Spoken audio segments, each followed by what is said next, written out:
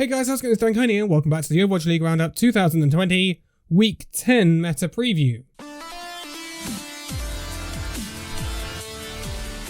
So, in Week 9 we saw a very interesting composition emerge in the Overwatch League. If you can call it a meta, you could call it a meta, and that was Double Shotgun.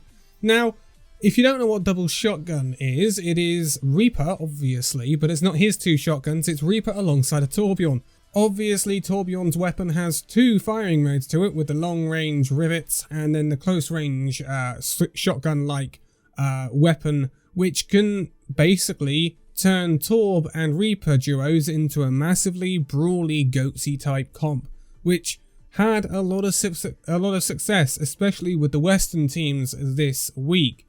With the Chinese teams, we saw more Sombra, which, you know, is kind of the staple of China. They like the Sombra, and they like to gravitate more towards Dive, which we saw some of, and it was okay, but we also saw some more Deathball icons. We did see a lot of Reinhardt D.Va though, as we expected, and we saw a lot of Reinhardt Zarya as well. But last week we had McCree, May, Wrecking Ball and Brigitte banned. They will all be back for Week 10, which should make things a little bit interesting. I mean, I expect McCree to really come back. May, I don't know. She might come back due to a certain hero ban, but I don't think she'll come back quite as strong as perhaps McCree will.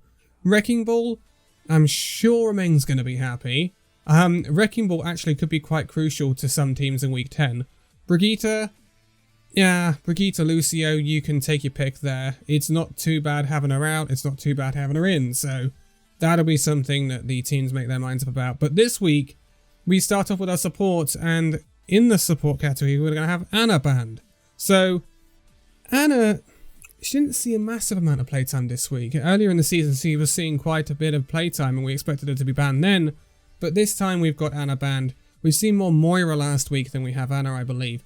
So, Ana, I don't think teams will be too impacted by the loss of Ana, to be quite honest with you. It might mean that we will see less Genji, because, well, I say less Genji, we haven't seen much Genji anyway this week, but I think we will see less Genji because obviously Genji, a raw blade without a nano, doesn't get a lot done these days of Overwatch. It's not like the early days where a blade could get a lot done. These days it struggles to get things done without that nano attached to it. So I think we will see less Genji because of that, but in terms of healing output, I think this just means more Moira. And if, you know, there's also Mercy. The only problem with Mercy is she's single target healing. And that's why Moira very often is the pick for these teams. They like the multi-target healing.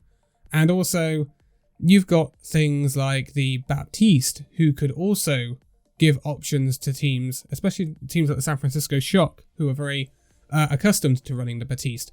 But I don't think Ana's going to make a massive difference. But this next hero, the tank category, this will make a difference to a lot of teams. It finally happened after goodness knows how many weeks of hero pulls in the Overwatch League. It's time for D.Va to be banned. So D.Va has to probably go down as the most dominant meta tank in history in terms of Overwatch, because she has been in nearly every meta apart from the double barrier we saw at the end of last year, which was Orisa Sigma. So D.Va was very apparent in GOATs, she was very apparent in Dive, she's been very apparent with this Reinhardt D.Va that we've been running recently. So she was also around quite a bit last week with Double Shotgun. She was kind of interchanged with Zarya at times. But with D.Va out of the rotation, it will be interesting for some teams to see what they do. For example, I expect quite a few teams probably to adapt to a Zarya, because we've seen that this week. So it could mean that the comps we've seen this week stick around a little bit more. But the problem is with the Week 9 comp, the Torbjorn Reaper comp, is that it was specifically designed to stop Dive, because if that comp didn't exist, we were expecting a massive amount of Dive last week. So that's kind of where that came from, but this week that won't be needed as much. So with D.Va out, it'll be interesting to see how some teams adapt. Will the San Francisco Shock put Sinatra in on Zarya permanently? Or will they stick with Choi Hyobin? I don't know whether Sinatra's going to play all that much at the moment anyway. with some of the things he's been saying on Twitter lately. But it'll be interesting to see what they do. Also, obviously, it'll be very interesting to see what the Chinese teams do, especially Chengdu Hunters. Because, obviously, Chengdu like to run dive. Very often, Wrecking Ball D.Va dive.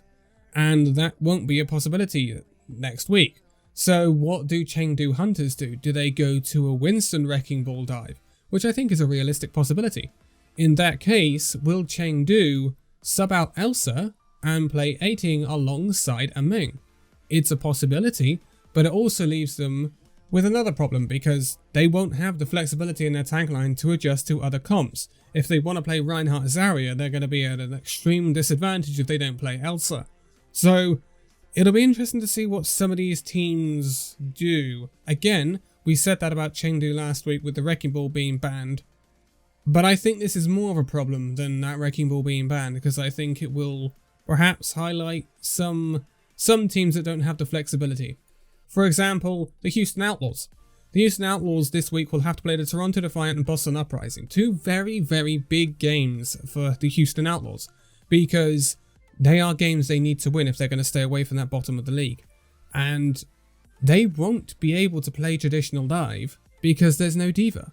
So, what will they put Meko on if they want to play dive? Will Meko play the Wrecking Ball? I doubt it. I've never seen Meko's Wrecking Ball. So, if Meko's got to play the Zarya, are they going to play Winston Zarya? I doubt it. So then Muma is forced onto the Reinhardt. And Muma's Reinhardt this season has not been the best. I think we can all concur. We obviously think that Muma is much better suited to the Winston. But there are some teams that perhaps will favour this. For example, Philly Fusion. I think this, shouldn't affect them too badly going up against the Paris Eternal and Atlanta Reign. So they've got a tough week ahead. I think the Philly Fusion should be fairly okay with this. But I think the most interesting thing will be to see how the Chinese teams adapt to this. Because D.Va is normally a very big part of Chinese Overwatch. And without her there, it'll be interesting to see what they do instead. Will Chengdu Hunters run the Wrecking Ball Winston and carry on with their dive? Or will they be forced onto more meta comps, which maybe puts them at a disadvantage? And Chengdu have to play Hangzhou and Vancouver in week 10. So it's not the easiest of weeks for Chengdu Hunters. But it'll be interesting to see what happens there. But that's enough about tanks. Moving on to the DPS then, and we have Sombra and Reaper banned. So this is kind of two ends of the spectrum of last week.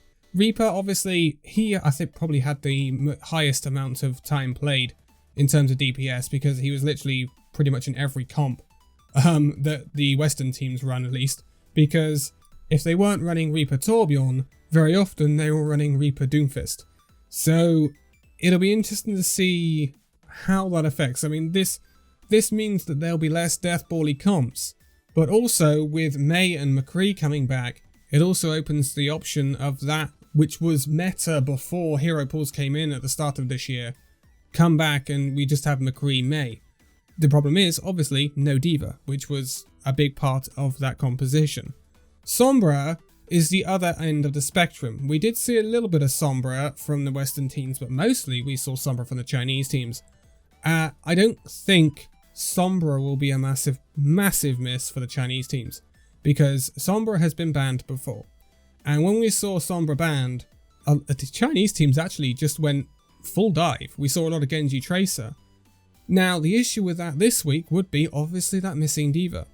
So it's going to be very interesting this week to see how the Chinese teams adapt. And they're going to have to adapt pretty quickly because Vancouver are coming in to spoil the party for those Chinese teams right now, with Guangzhou and Chengdu having to take on Vancouver this week. So Vancouver are going to be bringing probably more Western comps along with them. So Vancouver, obviously, we know how good they are. Will the Chinese teams be able to upset them? Because what our original thoughts were is that these funny Chinese comps, China very often has its very own meta. It's very weird like that. But very often China has its unique sort of meta and it can catch some teams off. The Chinese World Cup team is an example of this.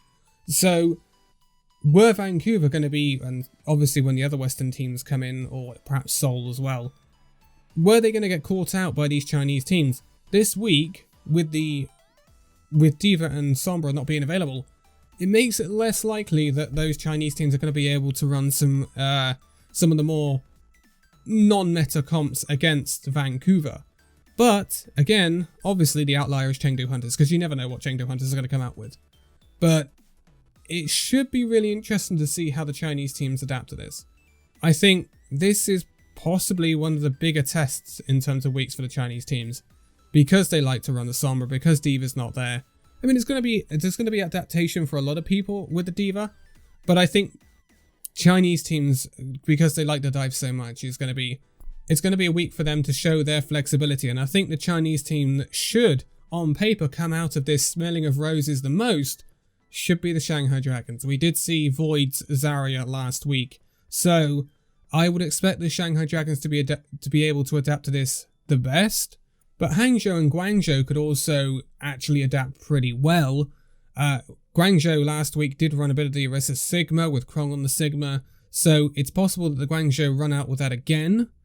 But obviously the outlier is Chengdu, because Chengdu just don't like running comps like that. They like running their dive, they like running their off meta, and it's going to be interesting to see how a lot of these teams react. But one week I would say it should be good for is Washington Justice, because they've got the McCree back, they've got the May back, they've got the heroes available to them now that Corey and Stratus pop off on. And I think Washington really lacked that last week. I think Washington Justice's DPS were kind of shackled last week, not having the heroes that we've seen so much of during this year. But that is the meta preview for this week. It's going to be an interesting one with D.Va banned. It's going to be really, really interesting, because it's going to really show up the teams that have got, no, I don't want to say D.Va one tricks, because there aren't that many D.Va one tricks anymore. But it's going to be interesting to see the teams that adapt the best, not having such a staple hero of the meta throughout the years available to them for the first time. But for now, thank you guys so much for watching this video. If you liked it, give it a like, subscribe if you're new, and I'll see you in the next video. See you then.